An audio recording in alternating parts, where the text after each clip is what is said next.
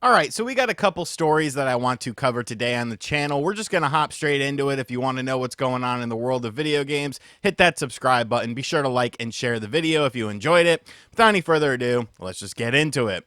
The first thing I do want to talk about is something that I have been very vocal about since the initial delays of this system, and that, of course, is the Analog 3D, the new HDMI N64 system that Analog said was going to come out in Q1 of 2025, and well, that clearly never happened, and as time has gone on, there's been additional delays, but then they seemed pretty steadfast on releasing it in Q4 of 2025, and many people, myself included, did get shipping information saying that it will be shipping by November 18th and to expect it by the end of the month. Now, I've had a ton of people reach out to me asking me my thoughts on this.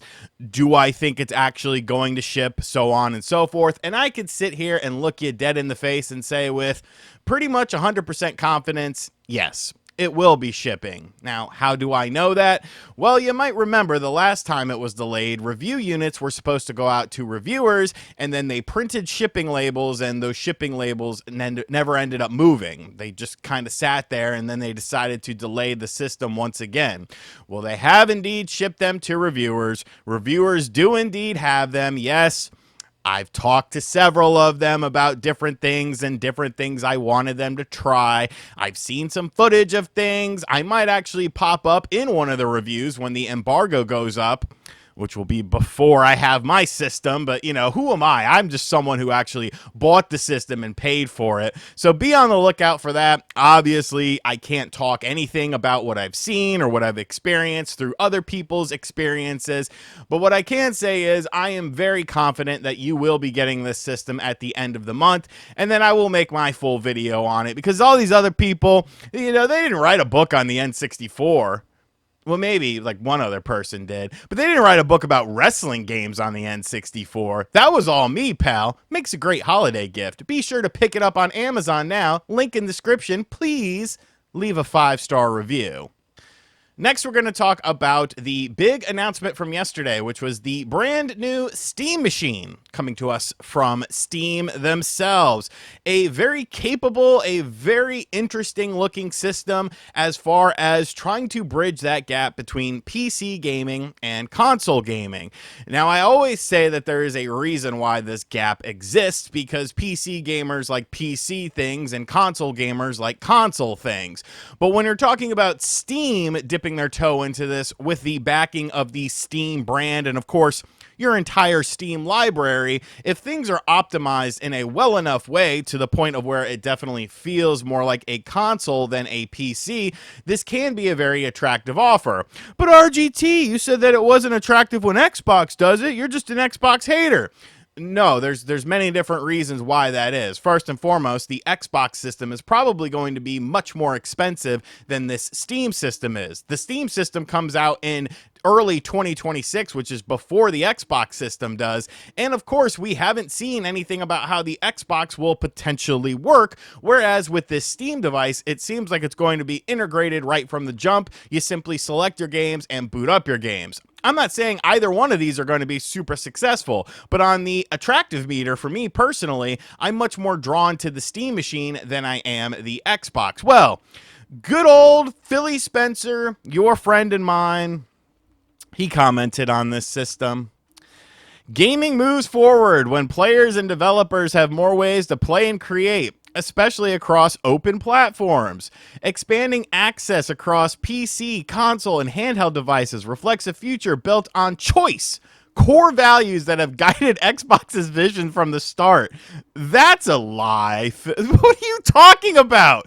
You had exclusives for the longest time until people stopped buying your hardware because your messaging was all over the damn place.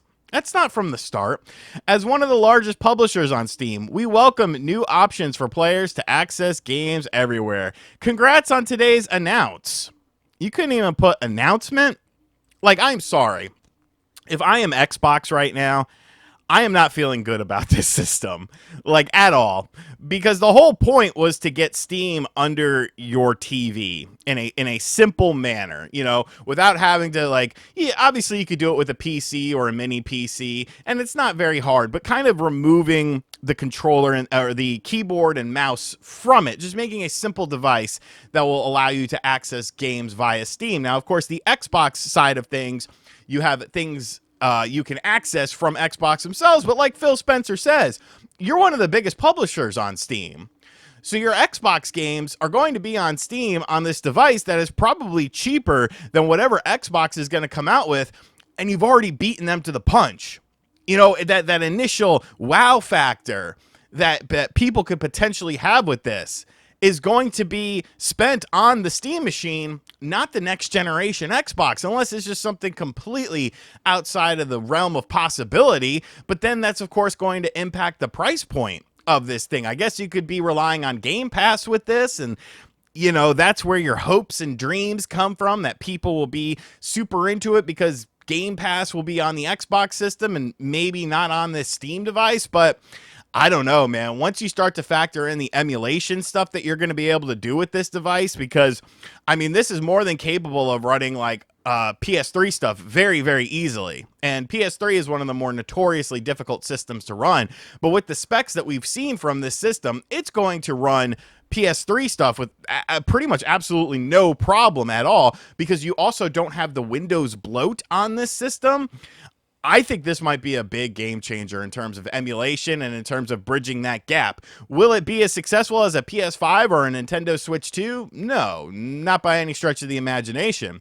But could this be more successful than the next generation Xbox console? I mean, it's coming out first. It's coming out first, and it probably has a cheaper price point, so I don't know, man. I don't know. Time will tell with this. Price is definitely something very important with this. If we're talking $500-$600 for this thing, though, sign me up on day one. If we're talking four figures, we're not at that marketplace yet. I just don't think we're at that marketplace. But if we're talking $500-$600, I'm getting one of these on day one. I mean, I'll probably get one of these on day one regardless, because I do have a Steam library. I have Knights on there and Sonic Lost World because I don't know. I'm a Steam guy sometimes. Anyways, guys, let me know what you think of Phil Spencer's comments, because there's definitely a bit of coping and seething within that. Couldn't even spell announcement out. I think that's very, very interesting. And finally, we have a very, I'm going to say surprising Nintendo Switch 2 game announcement, because it's the game in the franchise that we didn't, that doesn't make sense. We were expecting another game from this franchise, but this is the one that got announced today via a leak from the ESRB ratings board, and that is involving the Red Dead Redemption franchise. Now, Nate the Hate has gone on record as saying Red Dead Redemption 2 is indeed coming to the Nintendo Switch 2, and that announcement should be pretty much any time now. He's kind of surprised that it hasn't been announced yet, but when you kind of look at the rollout of Nintendo Switch 2 games, it does kind of make sense that, you know, for whatever reason, some companies aren't allowed to talk about their games in the same manner that other companies are. It's this kind of tiered rollout system that we've talked about before, so on and so forth. But many people, myself included, I am a fan of Red Dead Redemption 2. It has been a very long time since I played that game. I originally played it on the Xbox One S, I believe it was. They got some interesting names over there at Xbox. But I played it on the One S. I definitely had a lot of fun with it. And, you know, it's fun to just mess around with those games. I just like to tie people up by their feet and leave them on train tracks and stuff like that. Like, that's what I would be in the Old West. But is Red Dead Redemption 2 finally coming to the Switch 2? No. The ESRB ratings was for Red Dead Redemption 1 on the Switch 2, along with the Xbox. And many people are very surprised by this, because they're like, well, wait a minute. It's already on the Switch 1. Like, you could just do a patch for that or something. But why are we talking about, like, Xbox? And, like, what is this? Where's the Red Dead Redemption 2, like, the upgraded version that has been talked about for a very long time? Why are we talking about Red Dead Redemption 1? Now, if this is a free update, like Sure, I'll check it out on the Switch too to see kind of what they've done with it. I guess. I mean, it ran fine on the Switch One. Like I enjoyed my experience with the game on the original Nintendo Switch. I thought it was good for what it was with the portability aspect. So this is very strange to a lot of people. Now, this could be a sign that along with Red Dead Redemption 1 getting a Switch 2 patch, or I guess a Switch 2 version, that Red Dead Redemption 2 could also be announced. There could be like a 2-pack of it or something like that. Obviously, these games, if it does indeed come to the Switch 2, the Red Dead Redemption 2 is going to be a game key card. So it doesn't really matter how you do that. I don't know how that kind of works. Can you put multiple games on a game key card in order to sort of save on, you know, buying up both of the games? I'm sure there's a way to do that. So that could be something to look forward to in the future. But yeah, for some reason, Red Dead Redemption 1 is coming to the Switch 2. I'm surprised by it. I don't know if that's the right word, but I'm surprised by it. Also, Pokopia got another trailer today. The likes are more than the dislikes. Pokemon fans, you're all just, you're lost causes. You're in a cult. You're in the cult of Pokemon, and there is no saving you. There is no saving you. They showed some stupid ass freaking Pikachu, sad looking Pikachu, and that was it. That was all it took. $70 game key card. Sure. Well, it looks like Dragon Quest Builder. Sure, take my money. You're all lost causes.